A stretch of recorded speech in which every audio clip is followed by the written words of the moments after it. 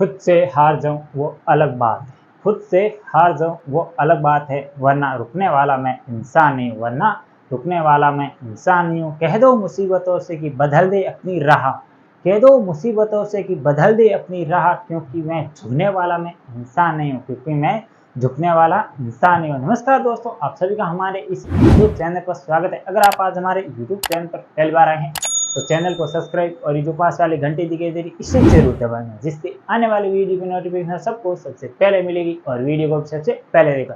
अरे दोस्तों, शुरुआत करते हैं आज की कक्षा की।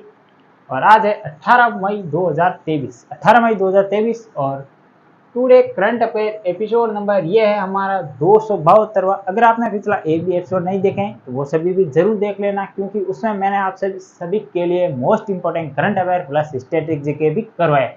इसके अलावा आप सभी के लिए एक महत्वपूर्ण सूचना ये है कि आप अब हमें अन्य सोशल मीडिया प्लेटफॉर्म पर भी फॉलो कर सकते हैं। इत्यादि का नाम आपको एग्जाम लेवल जीके के नाम से मिल जाएगा, तो आप वहां पर जाकर हमें फॉलो कर सकते हैं। और इसके अलावा आप सभी हमारे जो भी अन्य मैं शॉर्ट वीडियो अपलोड करता हूँ उसे भी जरूर देखा करें, क्योंकि उसमें भी मैं आपको एक या दो एक मिनट के वीडियो में कम से कम समय में अधिक से अधिक जानकारी शेयर करने की कोशिश करता हूँ, तो वो वीडियो भी आप सभी को जरूर देखें। तो आइए शुरुआत करते हैं।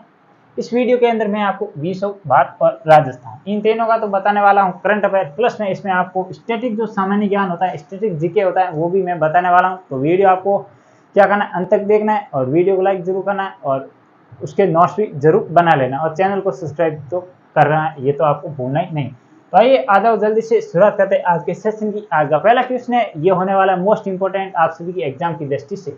आज का पहला क्वेश्चन है वो है, हाल ही में किस प्रसिद्ध भारतीय फुटबॉलर ने संन्यास लेने की घोषणा की है।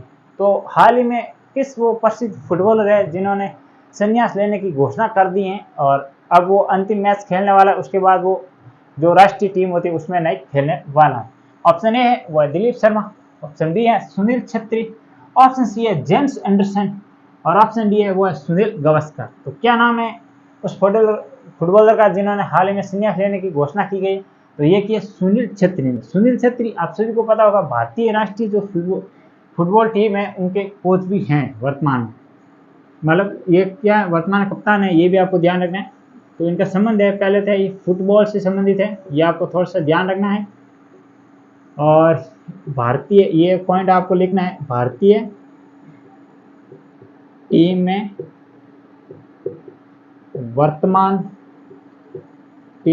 वर्तमान कप्तान।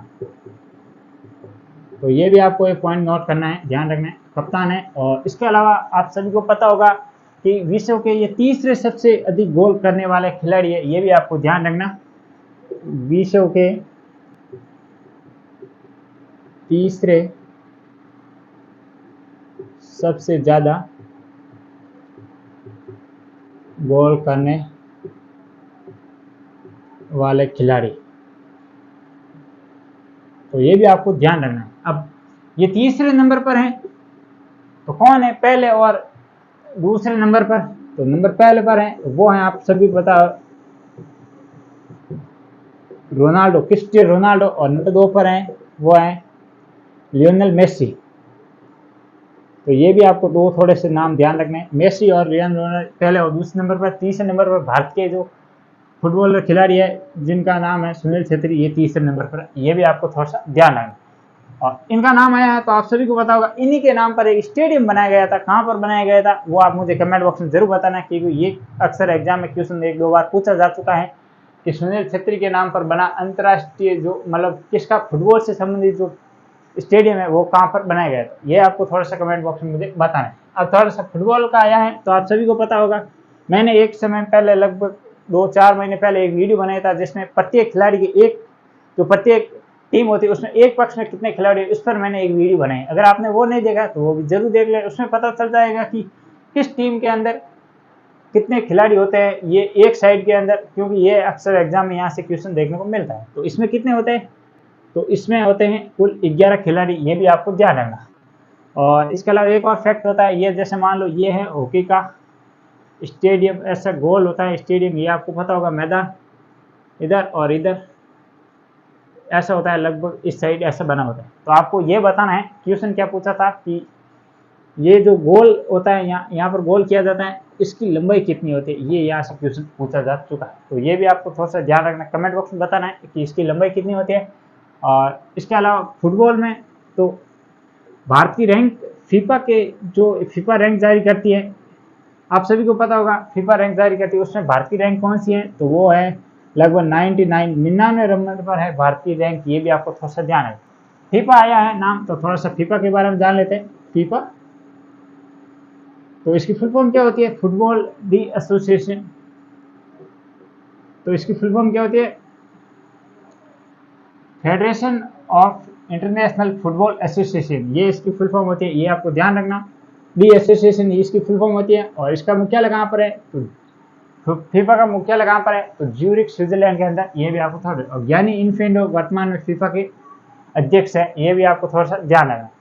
और इसके अलावा अब हम थोड़ा सा और जान लेते हैं कि अन्य आपको नाम दिख रहे हैं, जेम्स एंडरसन, इनका संबंध किससे है, तो ये भी क्रिकेट से संबंधित है और इन्होंने हाल ही में संन्यास लेने की घोषणा की गई। और ये किस देश के हैं, तो ये है,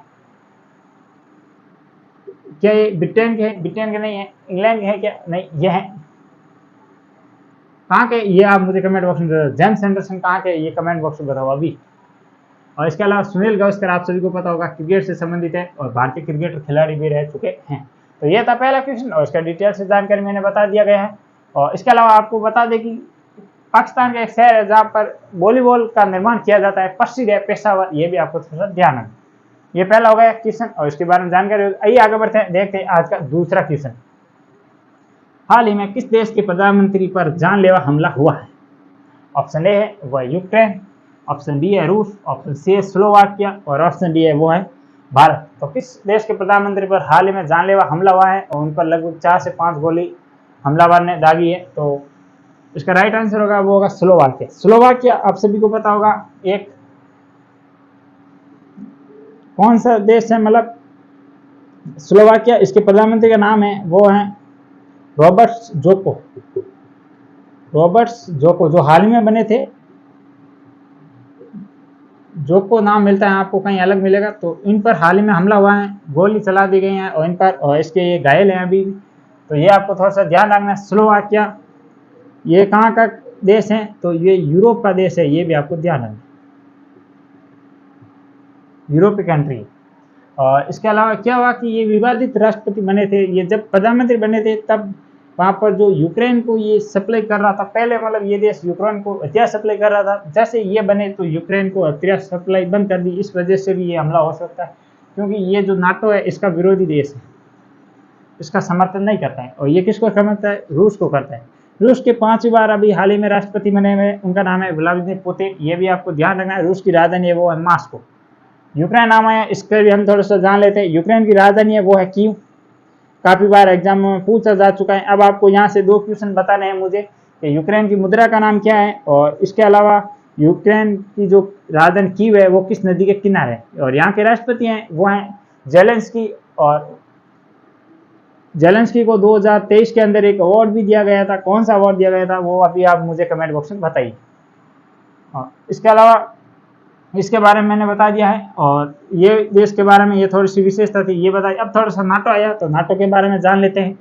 NATO, नाटो की फुल फॉर्म होती है नॉर्थ अटलांटिक ट्रीटी ऑर्गेनाइजेशन, ये इसकी फुल फॉर्म होती है, ये भी ध्यान रखना। और इसमें सबसे प्रमुख देश का नाम अगर हम देखें तो प्रमुख देश है उसका नाम है USA, United state of America. और इसके अलावा नाटो के हाल ही में 31वां देश कौन सा था, और 32वां देश, 31 और 32, पहले 31 देश थे अब 32 देश हो गए। तो 31वां देश मैं आपको बता देता हूँ, फिनलैंड 31वां देश शामिल हो चुका है नाटो के अंदर। और इसके अलावा जो 32वां देश है ये कौन सा, ये आप मुझे कमेंट बॉक्स में बताइए। नाटो का मुख्यालय कहाँ पर है, वो है ब्रुसेल्स, बेल्जियम के अंदर।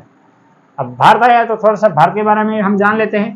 तो भारत के अंदर किन 2 मतलब अंतर्राष्ट्रीय संस्था का मुख्यालय भारत के अंदर है, तो एक का नाम मैं बता देता हूँ वो है अंतर्राष्ट्रीय सौर गठबंधन। अंतर्राष्ट्रीय सौर गठबंधन ये जो संस्था है जो गुरुग्राम हरियाणा के अंदर स्थित है, इसका मुख्यालय इंटरनेशनल सोलर अलायंस SLA, ये आपको ध्यान रखना। एक और कौन सा मुख्यालय है जो भारत के अंदर स्थित है, ये आप मुझे कमेंट बॉक्स में बताना है। और प्रधानमंत्री का नाम आया है, तो आप सभी को पता होगा अब भारत में चल रहे हैं लोकसभा चुनाव, तो 18वीं लोकसभा के जो चुनाव हो रहे हैं और इनका रिजल्ट आने वाला है वो आने वाला है 4 जून को। 4 जून को पता चल जाएगा कि भारत के अगले प्रधानमंत्री कौन होने वाले हैं। तब तक आप इंतजार करते रहिए और हमारे साथ पढ़ते रहिए। तो ये हो गए दूसरे क्वेश्चन और इसके डिटेल से जानकारी। आइए आगे बढ़ते देखते आज का तीसरा क्वेश्चन। हाल ही में किन दो देशों के मध्य एक युद्धाभ्यास हुआ है, जिस युद्धाभ्यास का नाम है वो है तरकस का आयोजन किया गया।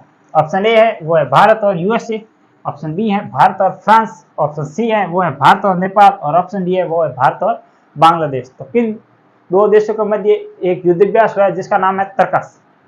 तो ये हुआ है भारत और यूएसए के मध्य आयोजित हुआ। ये भी आपको ध्यान रखना, भारत की जो इसमें भागीदार जो कौन सी मतलब सेना है इसमें भाग लिया है, तो वो लिया है Indian air force, IFA, Indian air force. ये भी आपको थोड़ा सा ध्यान रखना।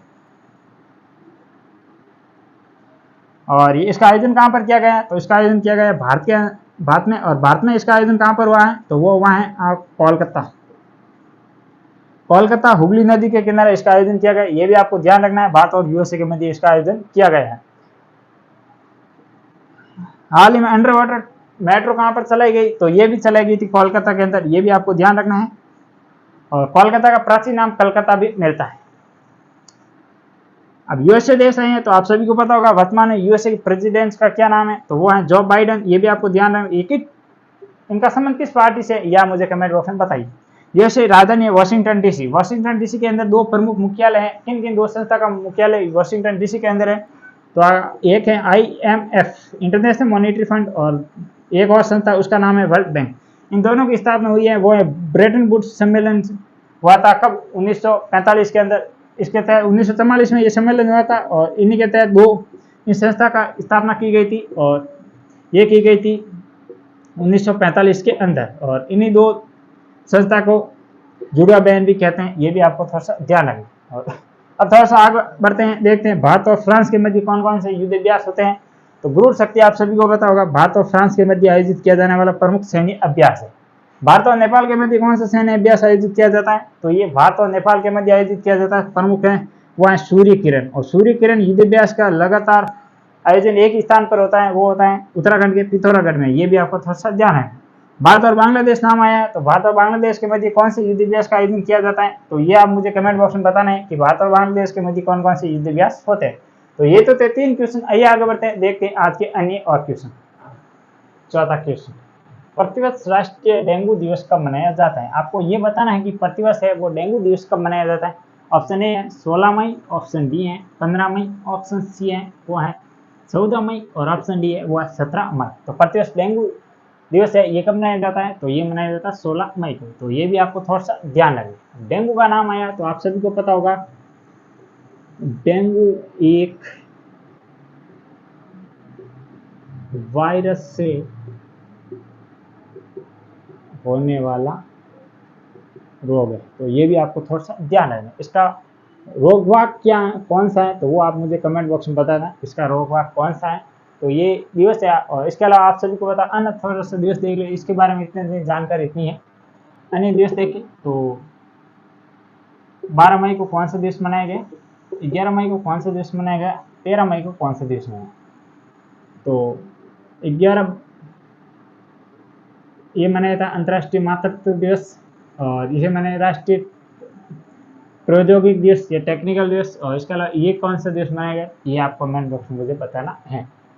और इसके अलावा दिवस की बात करें तो आप सभी को पता होगा 15 जनवरी को कौन सा दिवस मनाया जाता है? तो ये मनाया जाता है आर्मी डे। 16 जनवरी को मनाया जाता है राष्ट्रीय स्टार्टअप दिवस। 8 अक्टूबर को मनाया जाता है एयरफोर्स दिवस। 4 दिसंबर को मनाया जाता है नेवी डे। इसके अलावा आप मुझे बताइए 8 मार्च को मनाया जाता है महिला दिवस। 24 जनवरी को मनाया जाता है अंतर्राष्ट्रीय बालिका दिवस। राष्ट्रीय बालिका दिवस कब मनाया जाता है? 12 फरवरी को। और इसके अलावा 12 जनवरी को कौन सा दिवस मनाया जाता है? तो विश्व राष्ट्रीय युवा दिवस। और इसके अलावा अन्य और दिवस देखें तो 23 जुलाई को कौन सा दिवस मनाया जाता है? तो ये मनाया जाता है विश्व पुस्तक दिवस। इसके अलावा आप अन्य और देखें तो 23 अगस्त को कौन सा दिवस मनाया जाएगा प्रथम बार? तो ये मनाया जाएगा राष्ट्रीय अंतरिक्ष दिवस। क्योंकि आप सभी को पता होगा 23 अगस्त 2023 को ही भारत ने भारतीय इसरो ने चंद्रयान 3 को सफलतापूर्वक दक्षिण ध्रुव पर स्थापित किया था, तो इस कारण ये दिवस मनाया जाएगा। और इसके अलावा अन्य और दिवसों की बात करें हम, तो थोड़ा सा आप पता होगा कि 1 दिसंबर को एड्स दिवस मनाया जाता है, और इसके अलावा 10 दिसंबर को कौन सा दिवस मनाया जाता है, तो अंतर्राष्ट्रीय मानवाधिकार दिवस, ये भी आपको पता होगा। और उसी दिन नोबेल दिए जाते हैं, जो 5-6 सितंबर में होते हैं, वो 6 सितंबर जो नोबेल की घोषणा तो वो उसी दिन दी जाती है, तो ये भी आपको ध्यान रखना है। और इसके अलावा दिवस की और बात करें तो 14 सितंबर को मनाया जाता है राष्ट्रीय हिंदी दिवस, ये भी आपको ध्यान रखना है, क्योंकि 14 सितंबर 1949 को ही हिंदी को मतलब राजकीय भाषा का दर्जा दिया गया था, ये भी आपको थोड़ा सा ध्यान रखना है। और इसके अलावा अन्य और दिवसों की बात करें तो काफ़ी कुछ दिवस हैं, जैसे आपको ये बताना है कि राष्ट्रीय चाय दिवस कब मनाया जाता है, राष्ट्रीय चाय दिवस कब मनाया जाता है। तो ये थे प्रमुख दिवस, और जैसे याद आएंगे तो और भी हम आगे जो क्वेश्चन आएंगे उस पर चर्चा करने वाले, क्योंकि जो सबसे अधिक दिवस आते हैं वो आते हैं साल में होते हैं, वो होते हैं अगस्त के, कब होते हैं, तो अप्रैल के अंदर सर्वाधिक दिवस होते हैं, ये भी आपको ध्यान रखना है।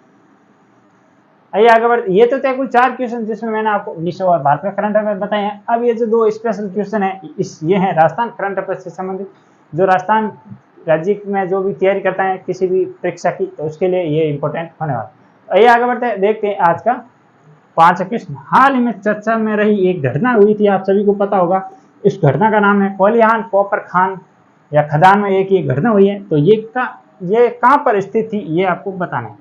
ऑप्शन ए है वो है झुंझुनू, और झुंझुनू वर्तमान में कहाँ पर है, तो ये है नीम के थाना, वर्तमान में कहाँ है, नीम का थाना।